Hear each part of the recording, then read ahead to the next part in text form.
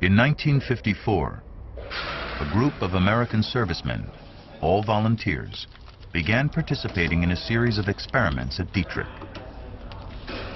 They stepped up to a new testing facility. The 8-ball was a 1 million-liter sphere, the largest known aerosol testing chamber in the world. Inside, a sprayer or bomb set up a cloud of microbes. The human subjects were Seventh-day Adventists. Conscientious objectors, they refused to carry arms. But 2,200 of them, called the Whitecoats, agreed to serve in experiments, including inhaling germs they knew might make them sick. All human studies were approved by the Secretary of Defense. The Seventh-day Adventists presented an ideal population for testing biological weapons. Their religious beliefs prevented them from smoking, from drinking, and in general, their religion taught them to live a healthy lifestyle. Even among healthy Army recruits, they were perhaps the healthiest. Some Whitecoat trials evaluated new vaccines developed at Dietrich, but curing disease was not the primary goal of the studies. The Adventists were told that they were undergoing these experiments in order to save lives, but in fact, they were undergoing the experiments in order to calibrate a weapon to take lives.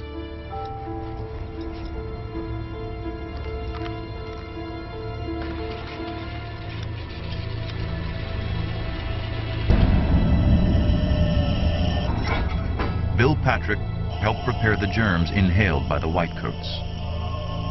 You stick your nose into a hood that's attached to a tank, and you don't smell it, you don't see it. The psychological impact of this, I think, would be very, very difficult to take. In the Whitecoat era, Dietrich scientists worked with a wider variety of germs. The American biowarfare program seemed to emphasize research into non-lethal biological weapons. Weapons that wouldn't necessarily make an enemy soldier dead, but would make that person pig sick for a long time. A sick soldier is more damaging to an army than a dead soldier. If a soldier is killed, all you need to do is just leave the soldier and continue with the campaign. But an ill soldier is going to require several people to take care of that person.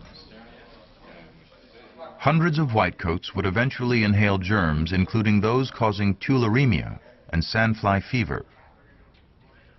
At least half of the exposed men became sick, but all eventually recuperated. Researchers knew that it's one thing to test disease agents in the lab, but quite another to make them work on the battlefield. So in 1955, Dietrich scientists prepared for America's first outdoor test of infectious germs on human subjects. They arranged for a group of Whitecoats to be flown to Utah. I know that they were not intentionally going to harm us in any way, that they had our best interests at heart.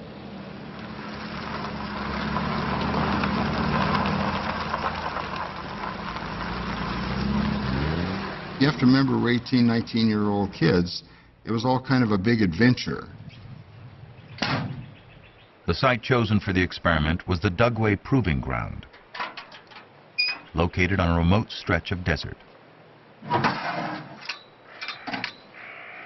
At the end of a July day, scientists prepared to release an aerosol of germs that cause Q fever, a debilitating infection.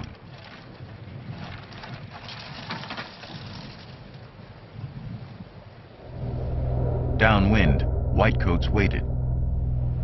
A half-mile line of platforms held 30 men, 300 guinea pigs, and 75 monkeys.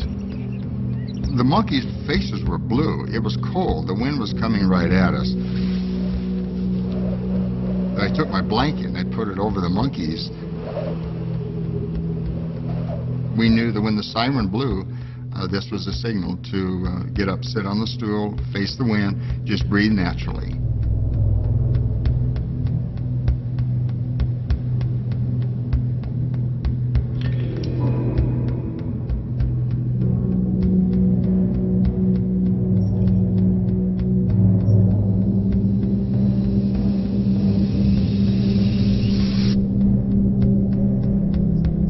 took 4 minutes for the infectious cloud to reach the test stands. After the trials, men, monkeys, and guinea pigs sat in the silence of the desert. 45 minutes later, the whitecoats were picked up. Their contaminated clothes were incinerated, and the men boarded a flight to return to Maryland that night. Back at Dietrich, the whitecoats passed the time as the researchers waited to see if they'd come down with Q fever. They had all kinds of activities for us to do. We could eat, we played games, we had ping pong, we shot pool. After about 2 weeks, most of the exposed men began to fall ill. I woke up feeling that I was coming down with the worst case of flu that I ever had. My eyes were very, very sensitive to light. I wanted the room dark. I ached everywhere. I was just incredibly sick, just very, very sick. The ill men took antibiotics. Though one was hospitalized for months, all of the whitecoats recovered.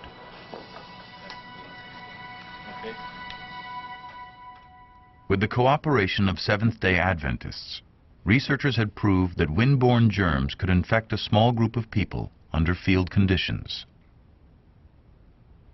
Now, with the help of monkeys, they would try to determine if a biological weapon could match the impact of a hydrogen bomb.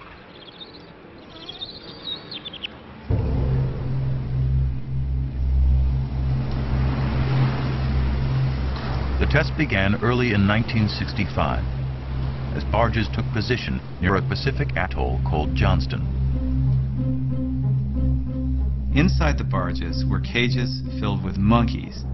The monkeys were both on the deck of the barge and inside the hold of the barge. There were also human beings wearing spacesuits and probably quite nervous. A low-flying military plane sprayed a 32-mile line of germs. Germs that cause a lethal disease, tularemia, or rapid fever. Drifting over a vast swath of ocean, the microbes remained infectious for 60 miles. The barges were towed back to the island, and in the next days, the monkeys became ill. Ultimately, about half of the monkeys became sick, and of them, most of them died. These large-scale field tests demonstrated beyond any shadow of a doubt the feasibility of biological warfare. And that is why we know that one particular agent, when properly stabilized and properly disseminated, is a terrific, very effective weapon system. In theory, a single jet could knock out a city.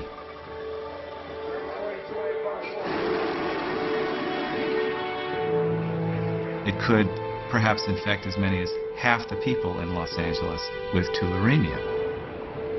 Though skeptics said the results were oversold, Dietrich researchers were jubilant. After 20 years of hard work, they believed they had made the case that biological weapons deserved a place in the U.S. arsenal. In fact, they may have succeeded too well. I think it frightened the U.S. government. It was relatively easy to make biological weapons, relatively easy to disperse them. It wasn't as difficult by any means as building a hydrogen bomb. There was a thinking here that we don't really want to publicize how powerful these weapons are, because all we're really doing is proving to the rest of the world that biological weapons work.